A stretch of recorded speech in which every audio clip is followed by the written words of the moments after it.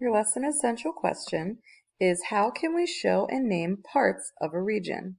So today we'll be naming parts of whole pieces.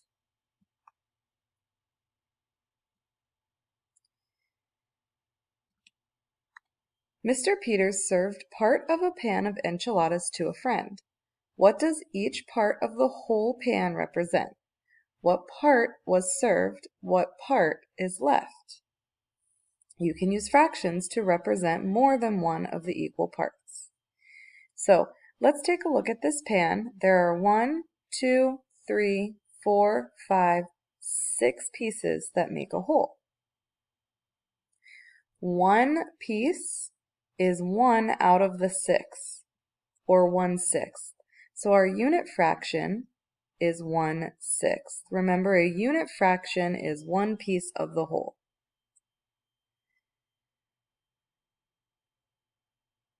We have 1, 2, 3, 4, 5, 6 pieces, like we said, that make a whole.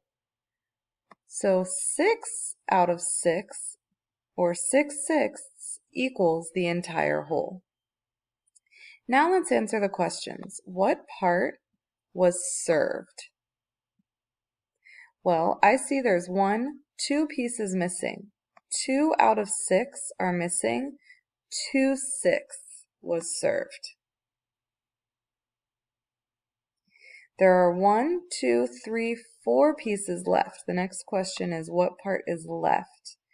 4 pieces left, or 4/6 is how much is left.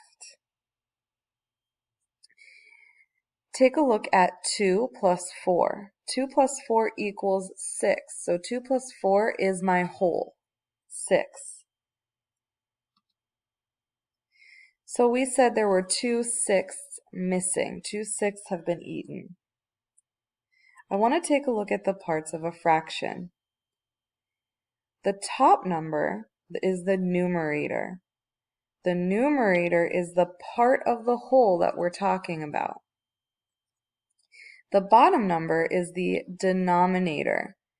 The denominator is how many pieces make the whole. I remember which number is the top and which is the bottom by looking at this D.